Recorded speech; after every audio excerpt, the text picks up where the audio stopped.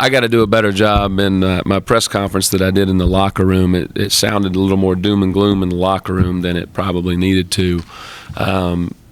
But I'm really happy that we won, and I'm happy in the fashion at which we won. Okay, we shoot 34% from the field. We're really struggling offensively. You know, we go 4 of 17 on layups in the first half, but we found a way to win this game and get just enough stops and make just enough plays. That's something that we've really been missing. I go back to last week. Just so you guys know, the Omaha game was a masterful offensive performance. We break 2 school records for threes and assists, but we were awful defensively that game.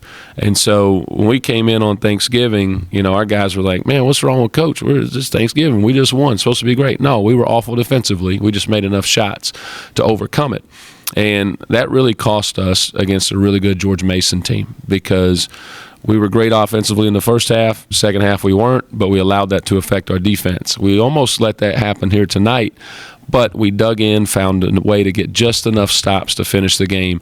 So I love these numbers and how they equate to a win, because that means incredible growth and maturity for our team, and is going to bode well for us moving forward, especially playing without Brad tonight, and guys like P-Lou, PJ, Kosei, and everyone else really stepping up in his absence is going to be an incredible experience for us moving forward. First off, I neglected to follow up with you on it, but was Brad out because that was the Laker 2? It was, yeah. He will be back, yeah, he'll be back. And, great learning opportunity for him, right? Brad has been, he has really grown into, our type of point guard, and that's not been an easy process, which he signed up for that. He knew coming in that playing point for me and this staff is difficult, and there's a huge responsibility that comes with it, and he has done a great job of really growing through that. Some adversity happened in the game the other day, and he had some frustration and a moment of weakness, but now that moment of weakness has really turned into a great learning opportunity for him and for our team that's going to ultimately make us stronger moving forward. And then, I guess, you hit on it a little bit, but, you get 24 minutes out of, Paul Lewis, and, Paul Jones plays a little point, Jose gets out there for some meaningful minutes. Just how much is that going to help you down the stretch, whether it be Brad gets in the foul trouble or yeah. Without question. We've been wanting P-Lou to play more. I think he played 3 minutes or so at George Mason the other day, and I thought some of our shooting, some of our defensive breakdowns were guys playing too many minutes, and we needed him to play more minutes, and so we've talked about that. And so moving forward, these minutes that he got here tonight and the experience hopefully draws a lot of confidence from that, and we'll draw more confidence in him from this, but it's going to be incredibly important moving forward. Same thing for PJ. I'll remind everybody, I mean, this kid, he had shoulder reconstructed surgery and practiced 3 times before we played Akron, and so he's literally just thrown right into the fire. And then tonight we asked him to play point against a team that was, picking you up 94 feet.